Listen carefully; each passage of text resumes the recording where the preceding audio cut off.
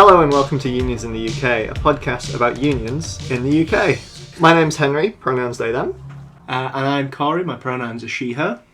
And we're here to talk about some union stuff today. Corey, what specific things are we talking about today? So last episode we gave a bit of an overview of what the state of organising is in the UK for the legislation. Today I want to talk a bit about why you should dedicate your time to union organising. Obviously everyone's only got so many hours in the day, you've only got so much energy, you've got other commitments. Why should you do union organising above other things? And I'm here to tell you. Do it. And you should listen to me, the protagonist. Again, we're going to make that fucking joke every single... Yeah. Before we get into that, though, we're going to talk briefly about what we've been up to over the past, 3 weeks since we last posted our first episode. Something like that. Corey, do you want to start and then I'll follow on? Yeah, so obviously as a member of PCS, I'm gearing up towards the strike ballot that's coming up in September. The government have just announced a bunch more stuff that's going to impact the civil service and the public sector negatively, so everyone's super happy about that. Yeah. It does really genuinely feel like they're trying to goad us into a strike. It's just really irritating. Like, they basically said that they're going to make nearly 100,000 people redundant, and then they've also announced this week, I think, that the redundancy payment for civil service and public sector workers is being cut by about 26%. So basically you're out of a job and also we're not giving you any money about it. Fuck you, bye. Yeah. Thanks for all the fish, yeah. I guess. Straight up, it does feel like it's goading at this point. They've attempted to do the whole thing. Look at the unions; they're making a mess of everything. I wonder why. Maybe this is why everything's fucked. Yeah. So what I'm doing generally at the moment is just reaching out to members, trying to get them to update your details. If you are a member of a union, here's your reminder.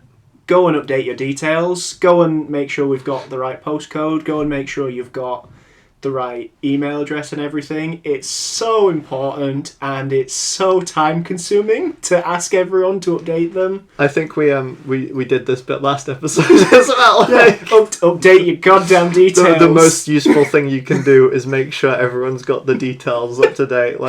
It's because it's taken me this long. I'm still doing this. God, it's been weeks. I'm getting ready to start doing this soon. It's exciting. So I'm also kind of doing the same thing that Corey's doing as part of UCU work. So I'm getting in contact with members, getting them to update their details so we can send out the ballots to do some cool balloting. And then I've also volunteered myself to call people up and be like, hey, make sure you get your ballots in, please. Please. And get called a tyrant again. I can't wait. It's tyrannical messaging. It is tyrannical messaging. When you message people more than once a week. We've learned this now. It wasn't the word tyrannical. It was something similar, but it was just very, very funny. Emails are... I can't fucking remember. But yeah. And as with IWW, I'm doing stuff. Cool and good stuff. I'm not... Shush. I can't remember if I told everyone my workplace last time, so I should just keep it at that, really. We want to stress that there are no crimes happening. There's no crimes happening, but sometimes union work that you do, you have to be on the hush-hush about it. So, yeah. That's probably enough information, more than enough. It's legal, though. A lot of confidence in that one. Anyway. Yeah. So yeah, that's been a little bit about what we've been up to. Unless you've got anything more to add. No, I know you're going on a bunch of solidarity marches and things. I've got a couple of the IWW people to come with me. But yeah, I'm going to be on the... So this episode might not be out in time, But on the I'll try and get it out. But on the 20th of August, there's going to be a. Is it the 20th? Saturday, right? It's on Saturday. There's going to be a solidarity protest with all the strikes that are happening in Manchester, and I'll be down there with my IWW hat on. A metaphorical. I made that joke already, but I like that joke. I don't have one of those cool hats that you see on the CNT folks and the old Spain pictures. Need to start getting like those hats. Like unions should be more dripped out generally. Unions need more hats. Like I've got my IWW hoodie somewhere. I've got a CWU mug. I'm not even in CWU, but I've got their merch. I don't have any UCU merch. The mug is good though. Like I need UCU merch though. That's they have pink beanies which are pretty cool. Pretty cool. You can see them a mile away, but I don't have one, and I don't really wear hats, which is I want a hat. So this has just undone everything. I want a hat to have, not to wear. Yeah. Okay. Yeah, I've got merch and stuff. I've got a Unite flag over there, for fuck's sake. I don't even have... They were just giving those out like hotcakes. Yeah. I have a Unite flag. Yeah. I don't think I even talked to the guy. I think he just gave me a flag. Just like, do you want a flag? Yeah, I just want a flag. Fuck. Okay. So... I read a few months ago a book called Lost in Work by Amelia Hogan. It's part of the Outspoken series by Pluto Press. It's really cool. You should look it up. But towards the back of the book, there's a really good definition, I think, of what unions work towards. So I'm just going to read that at length. There is a little bit here where I need to go back, and it's not an exact quote from the book, but I'm getting the spirit of the thing, so that's what counts. You're gonna get some page turning action as well. Yeah, just get some paper ASMR. Just God. Yeah. I'm glad that one of us reads. Yeah, I read but don't understand. You understand but don't read. I think that's how this breaks down. Sake. Okay, I'll be quiet now. So, yeah, this quote. Workers are numerically the largest class in society, but as individuals are isolated and atomized. Bringing them together, the theory goes, in political combination in a union, makes them more powerful than they would be alone. Unions have two goals, which at times overlap, but at other times are in conflict with each other. The first of these is the immediate betterment of conditions in a given workplace. This might be increasing wages or improving conditions, from breakroom facilities to parental leave. Such demands response to events like the introduction of a new contract or the firing of colleagues. The second goal is the kind emphasised by Marx and Engels when they wrote the following. Now and then the workers are victorious, but only for a time. The real fruit of their battle lies not in the immediate result, but in the ever-expanding union of the workers. The ever-expanding union, the bringing of more and more workers into unions, the increasing of their political consciousness, and the building of their collective power. So I think that sums up really well the two, what I think of as the goals of union activism. Firstly, improving the sort of material conditions in a workplace, and secondly, political education and building class consciousness and dual power. Yeah. Anything else? Anything that Marx and Engels missed, Henry? Anything you want to add to the canon? I think Marx peed his pants one time, and I think we should point that out. You can't say that Marx pissed himself. The thing is, I did have something. Find us. Halfway through that quote, I had something really fucking relevant to say, and then by the time you'd finished it, it had gone out my fucking brain. Just so you know, everyone who's listening to the podcast, I had something really smart to say, but I can't remember it. So we're currently playing with Minion electronics right now. There's so much Minion merch in this room. Oh, I had a yellow t-shirt on earlier. and I was doing the washing up. And audio description. And Corey is currently wearing blue dungos. So yeah, blue dungarees and now a white t-shirt. But I was wearing a yellow t-shirt, and I was just doing the washing up, and Shan came up behind me and was like, I figured it out. I figured out what you look like. You're a fucking minion. Good. And it's like, no, you can't tell me this while I'm doing the chores. Like, you can't do this to me. Oh, banana.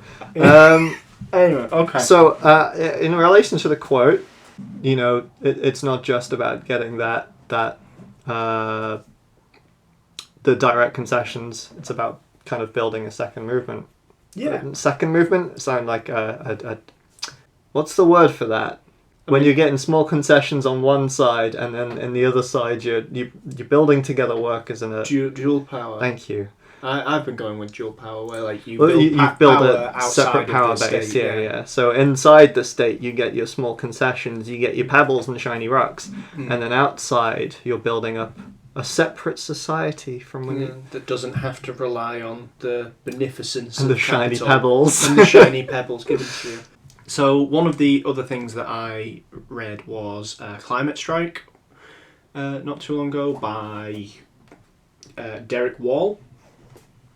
And in that there's a bit where Derek talks about biographical availability, which I think is actually sort of the crux of why I think union activism is a really good one for people to get involved with, because biographical availability is basically the idea that you've got to have time to expend on activism.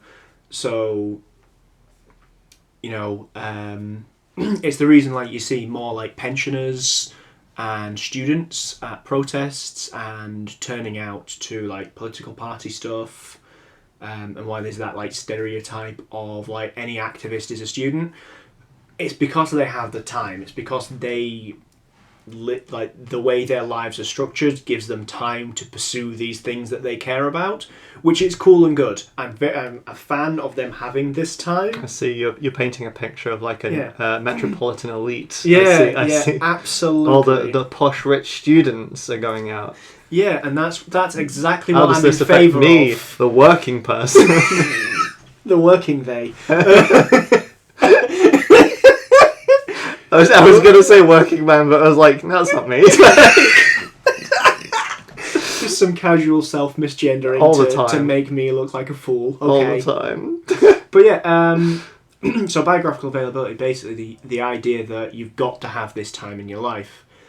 And I think union activism, because at its core is organised around the workplace, it means that more people will have more of this availability to take advantage of, because you're already stuck in work. You have to do that. You have to do that or you starve. Mm-hmm.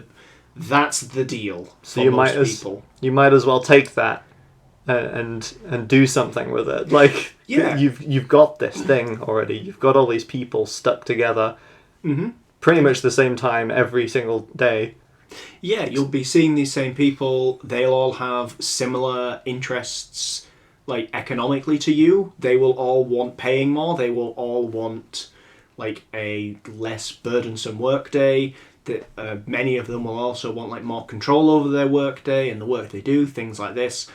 And some of them might even be reds under the bed, as it were. But yeah, like I had actually a really weird conversation with someone at work where I was just talking to them. Like they were supervising me in like a secondment that I was on at one point, and they were one of the people who just had to make sure that I wasn't, doing anything stupid and like completely messing up this work that I was supposed to be doing. nice. But like we just ended up like talking generally, and they revealed that they were like really into like leftist theory and stuff, and I was like, yes, okay, this is I can talk to you about this. Everything up to now was a lie.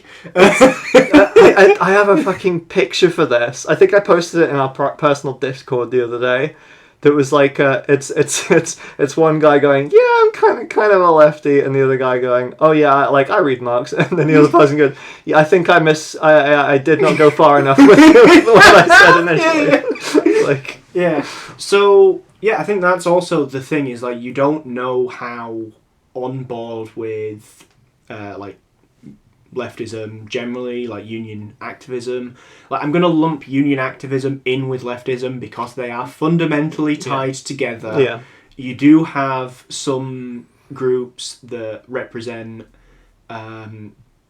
class interests that are probably skew more towards the right. I mean, at some point we can talk about what they call sweetheart unions. Yeah, exactly. Like, you've got these groups like this. I think there's one for teachers where like their selling point is we'll never go on strike, and it's like, what are you doing? We're useless.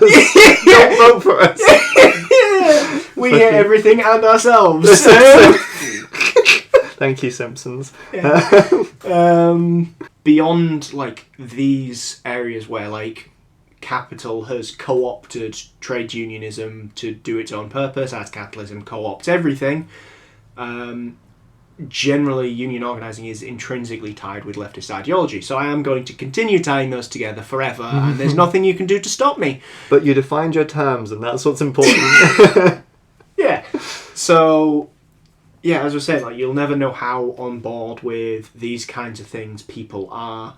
I think there's especially like a tendency within like left-wing people to think that they're really extreme and think that they're really, really out there when most of the views are just like, I hate like the term common sense because like that's a bit of a misnomer, but like it's a thing that is widely believed by a lot of people. Like, a lot of people do believe at the very least in some leftward movement economically or socially or something, if you explain it to them in, you know, a way that impacts them, in a way that they can apply to their own personal lives.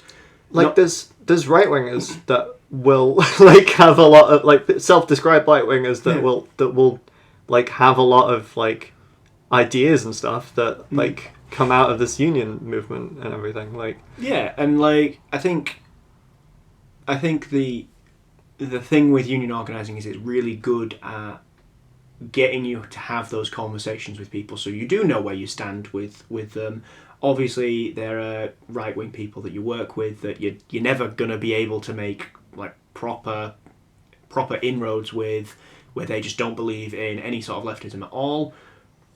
But most people do fundamentally believe that things should be better for themselves. well, And we live in Britain. So. oh, the learned helplessness on this goddamn island. People are so ready to just accept that like things can't get better because they think things could be worse. They think things could be worse so hard. Sorry, they are afraid, well, things could be worse so hard that rationalises into, that means things can't get better because any change is automatically things getting worse. No matter what D. Ream said. Oh, sweet! I was shaking. Trying to get that reference in there. Oh, yeah. God, 1997, what a time. We're still there. It's still 1997. Forever. According to the Labour Party. Where were we? I was just talking about how trade union, like it's good to have these conversations with people, and yeah. So like in terms of those two goals of trade unionism, like the improvement of material conditions, things like that, that's something that typically unions will sell themselves on. It's something that obviously like your stereotypical Marxists, socialists, communists, like stereotypical lefties will be super invested in because it's improving the material conditions of people, and obviously things like that is how we won the weekend, the 8-hour workday.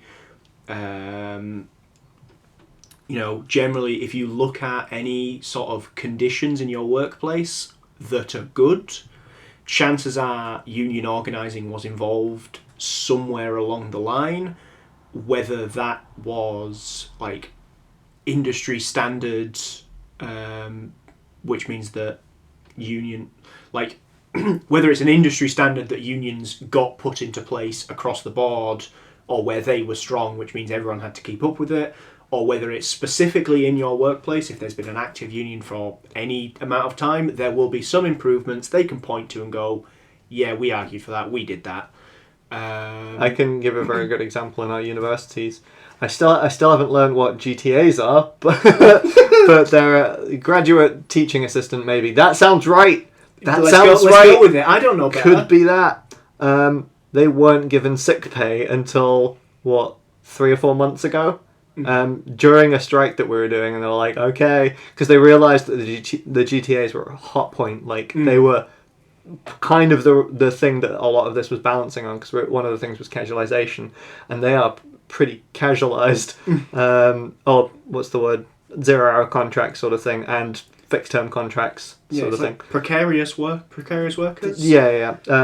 And so I've heard someone call that like the precariat, Yeah, which I really like, because I like adding ariat to the end of words. It's very fun. Portmanteaus are pretty good as well. Yeah. But yeah, like the university obviously saw that and were like, right, if we can break this group, we've broken the strike. But they failed to realise that they were throwing something that they definitely should have already had. Like, here you go, we'll stop kicking you in the shins. And we're like, I get thanks.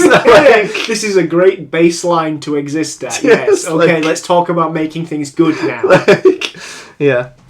So yeah, there will be examples probably if you've got a large enough workplace, of your workplace getting slightly better as a result of union organising. Yeah, and you as an activist, someone who would be looking to potentially like dedicate some of your time to activism and improving things around yourself, that's already your goal. Like, unions already share that goal with you, so getting involved in union activism is a really good way to both like realise that goal and get in contact with other people who are experienced in achieving those aims, which means that, you know, if in time you do then decide to go and dedicate more of your time to climate activism, if you'd go and dedicate your time to like health activism, like there's a bunch of really cool people doing good stuff of like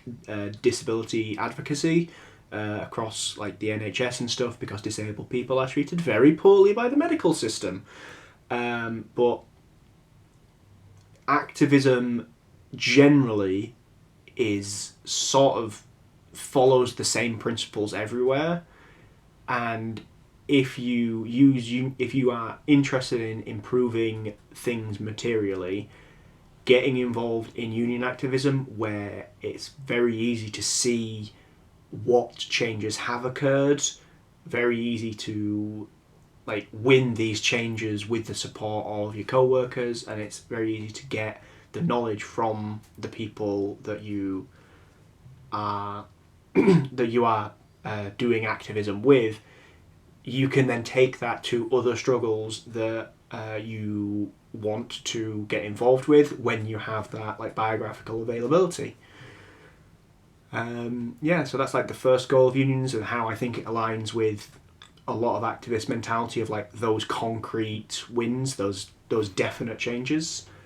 The second one is a bit more like long term, a bit bigger, a bit weirder, a bit more theoretical almost, I suppose. It's that idea of sort of like dual power and things like that. And this is where you need to sort of look at the some more like historic examples of like how unions have done this, because obviously like you could point at like the 8-hour workday and go, that's goal number 1, that's improving the conditions.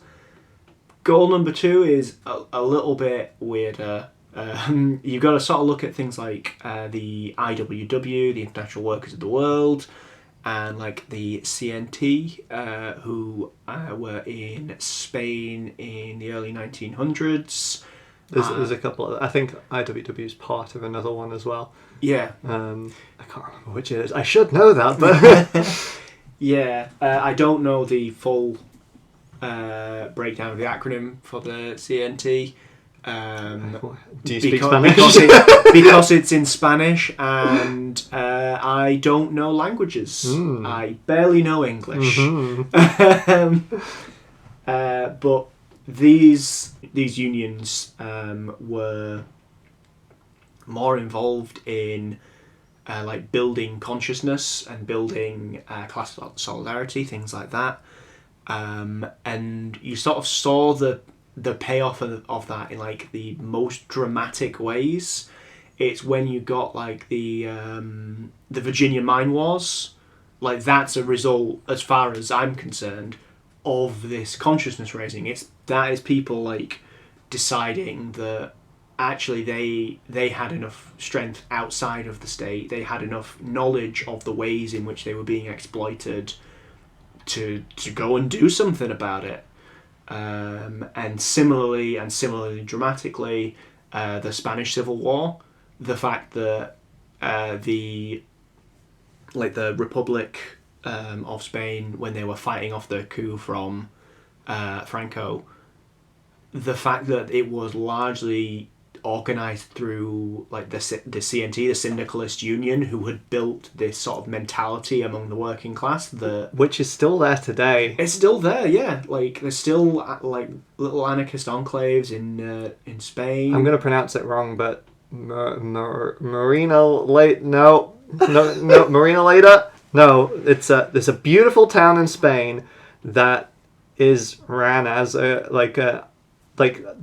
you see The Guardian talking about it and they're calling it what if communism worked? we love to flatten those things. But it's very funny that even The Guardian's being like this, how they made a utopia sort of thing, like and I say utopia, their words, not mine. Like nothing's ever perfect, but it's damn sight better than most places. Like what it started as a town that was like, we have an aging population here and not many people to look after them. How do we sort of manage this? And evolving from there, and then a lot of the ways that they got their money and resources to do it is by robbing supermarkets in neighbouring towns, which is very fucking cool. And giving them directly to homeless people often that's cool. In the streets of those towns if like they were there, and they're taking any surplus stuff they had back home, which is it's pretty good.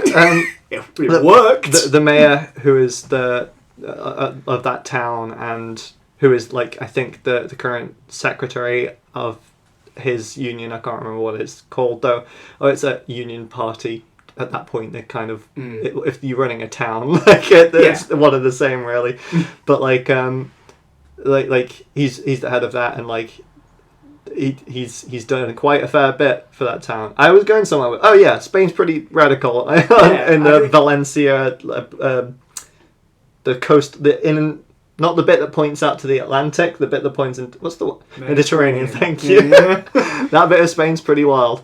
And like that's sort of the thing about this second goal, is that it breeds a sort of mentality in people that just doesn't go away once people like realize that actually they do sort of deserve to control their lives. They do actually deserve autonomy. They do actually deserve not to be exploited by people. It stays with them. It's a very like addictive way to think, because it's better than working for someone else's profit. Are you suggesting I, as a Brit, don't have to suffer? Because that is what I want to do all the time. But you should get to suffer on your terms. That's true. Shit. That's what the Queen would want. The Queen would want you to suffer in the way that you see fit. That's true. Yeah, she does. She stands with the workers. Peace, Liz. They've been weaking up burning us. Just edging our bets. I mean, they've just been weaking up burning Bernie's her for a long time, right? She's. I'm living in a universe where she's dead, but yeah. Once you see. Beyond the pale, like through the fade, and then you see like what could be, and then suddenly look back and see what is. After going completely insane, you start thinking to yourself, wait, no, that looked pretty good. Like, and like that's that sort of undoing the way that made people think and feel has been like the project of the last 40 years of the right wing, like at least. Like I'm just sort of talking like neoliberalism specifically, and sort of the way that created the world that Mark Fisher wrote about in Capitalist Realism. Like this idea that there is only this way of being, this is the only way that exists and works and can function.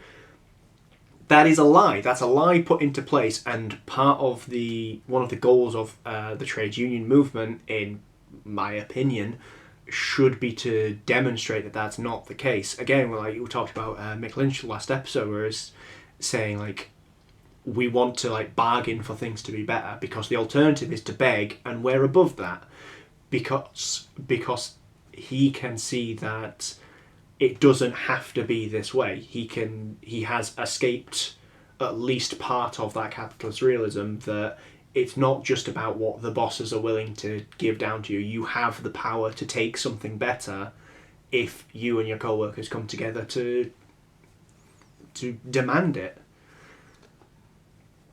Yeah. I had something to say, but I started thinking about the man behind me.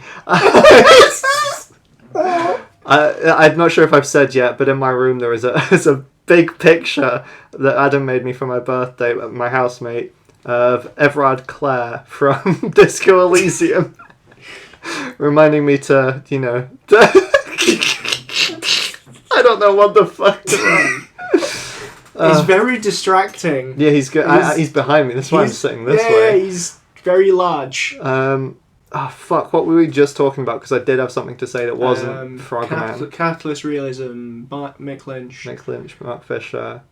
Yeah, once people start seeing, one, what they're worth, they start making small concessions, and then once you start seeing that, hey, we're pretty much running the show at this point, like, we've been doing this the whole time. Yeah. Like, why do we live in this silly way? Like, yeah, and that's a much longer term and a much more difficult and almost more like ephemeral concept for unions to do. But like I think again, sort of doing similar to what I did with the first goal that we talked about, of like you as an activist deciding to get into trade union work. There is a really good sort of in with people when you work with them and you can demonstrate to them that they are being exploited and that they should have, a better life. They should have control over their own day.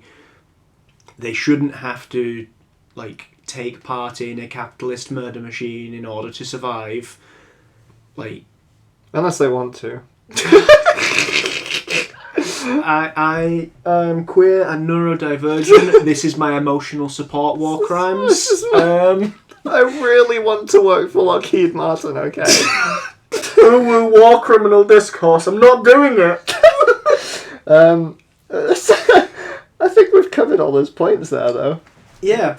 I don't think I have anything else to say other than like, yeah, if you're deciding that you want other people to, if you want other people to understand that the world can be better, if you want them to escape capitalist realism, that's one of the goals of trade unionism, and another reason that you should choose to get involved with this as a activism that you do. I think the sort of final point that I wanted to make today, really, because we're sort of coming up to time. I know there's there's 5 minutes of 5 minutes of bump at the start, and then obviously yelling about the Disco Elysium man and minions. I'm gonna leave that in. Okay, sure. Fuck it, yeah. He's a trade union boss. You can't. He's a union man. He's a union man. Ignore, his fucking what he's about, but I just like the idea of the big man behind me. The big man behind the union podcast. Okay, yeah, so I think the final thing I sort of want to leave on, and again, I'm going to quote from Lost in Work by Amelia Hogan, where a lot of people who want to do activism because they think they want to help their community don't necessarily see work as community. So I just want to read a quote from Rohan Con, an organiser with Sheffield Needs a Pay Rise and member of ACORN, the community union, which says... I know those guys. Yeah, I know those people. Organising, wherever it takes place, is the process of building leadership to intangible change through collective action. Where we draw false distinctions between the workplace and wider community, we artificially compartmentalise our lives and limit our organising solutions to issues from pay and hours to housing and public services. And I really like that quote because I think it sort of illustrates to me that I don't like being in work. If I could choose not to, I would not. Yeah. I'd live on a farm in like the Peak District or something and have a bunch of cats, and that's what I'd do. It sounds like work to me. Yeah, but that's... You know what I mean. Like, I don't like being in my job necessarily. Yes, I understand. And sometimes it is hard to conceptualise of work, somewhere you work as a community, but these are people with similar economic pressures to yourself. These are people who can offer you a perspective on the world around you that you may not have considered. They're people who could be like solid comrades in going forwards. There are also people who will have... Well, one guy in our office is like he worked in the software development stuff for a bank in Nigeria and stuff. And another guy's like wasn't initially a software developer. He came into this through various different paths, and like someone like that, and like the people you work with have a weird selection of skills that you would not believe if you just ask people like what their hobbies are and what they do and stuff. Those skills can be invaluable. Is that the right word? Invaluable, yeah. Inflammable, those skills could be inflammable. Those could be inflammable. You can't burn those skills. To like to union building, or to even just like community building. I mean, that's what you're kind of doing. You're in a community already. You're just trying to make it yours. Yeah, absolutely. And those skills, you will never know when they come in handy. Straight away in my head, I don't know why, but I was like, oh, like, you know, PCS has a samba band. Like, we do have a samba band. That's pretty wild. It's pretty cool. Like, they go to a bunch of the marches and protests and stuff. You see them at the start, like, practicing, and like they hand out little like tambourines and stuff to people who haven't necessarily done it before, and people just learn to do samba tunes. It's great. Cool. And being in at like a march on strike, like, is pretty good, but it's nothing compared to being in a march on strike with a fucking samba band. Like, especially, we went underneath a tunnel, so it was echoing like crazy, and it was amazing. And then someone with a penny whistle playing Solidarity Forever next to it. It was just surreal. It was great. But yeah, the people around you, whether you work with them or whether you live next to them, they are part of your community. They are part of us, the working class, like, generally.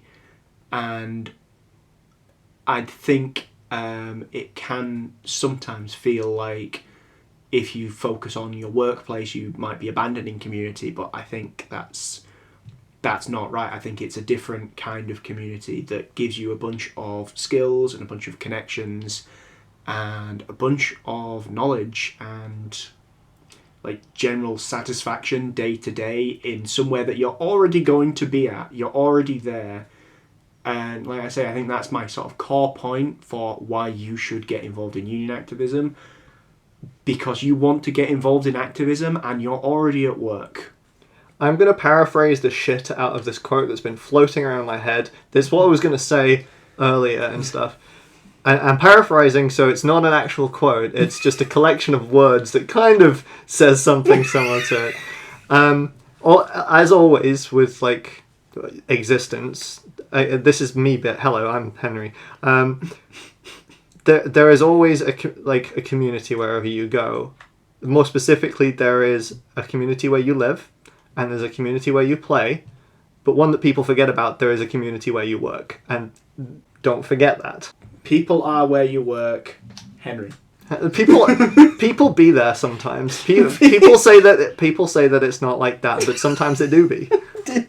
It do be like that. People do be there where you work. People do be literally there. People be working. Bitches be working. You better work. You better. Red Spears did say that. Yeah. I'm just thinking of that picture with Marx and then Engels and then Lenin, Mao, Britney Spears. Marxism. It's socialism with bimbo characteristics. Yeah. Fuck yeah! Oh my god. I've ruined this. I can't get it. Corey is currently pulling. She's tearing out the intestines. It's a minion charger, and there's a retractable wire, and I can't get it to retractable. Oh, fucked it up so bad. I bought you this. It's fine. I think maybe that's a good point to wrap things up, huh? Yeah. After the destruction of this poor minion. Just leave her. She's gone. It's so fucked. She's long gone. I think that's about it, unless there's anything else. No, just to say, listen in next time. We're going to try reach out to some union organisers, hopefully to come on and talk to us about the specific activism that they're doing. If we can't get anyone available in any sort of reasonable time frame, they're all very busy people. Especially at the moment. Hell yeah. If we can't get anyone, we will potentially be talking about the different organiser training that we've been through, similarities between it, differences between it. The goals usually. Yeah. For what differs there, but yeah. Oh, fuck it. We might just watch Pride and talk about how when they sing Bread and Roses, I cry. It's a good film. Fuck, it's a good film. I need to rewatch it. I haven't seen it since I saw it in the cinema. Right. We have socials now. We have our Twitter account, which is just Unions in the UK. Simple as that. And our email address, also unionsintheuk@gmail.com, if you want to bother us with anything.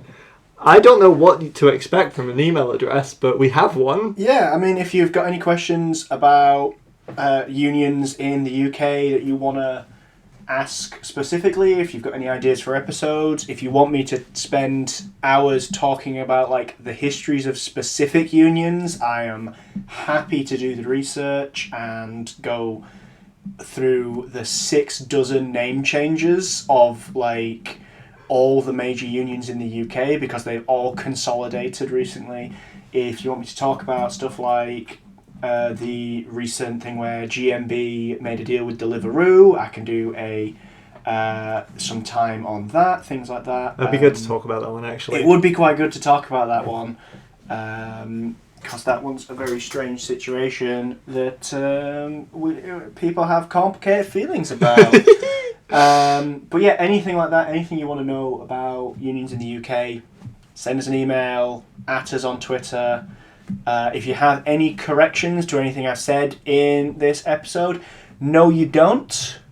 I'm right.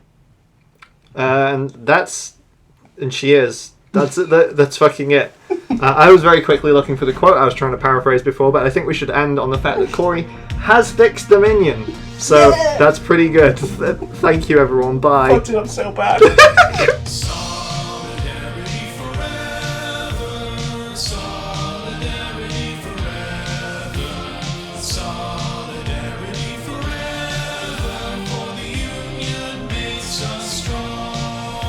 Corey's gonna piss now. Yeah, that's not happening on mic. No, don't worry. I'm not doing that for the pod. That's for the bonus. Yeah. We're gonna do an OnlyFans. We're gonna be the only leftist podcast with a OnlyFans. Oh yeah. Not a Patreon. Stay tuned for that. Yeah, we're gonna have an OnlyFans, but not a Patreon, and it's just gonna be weird. Very good.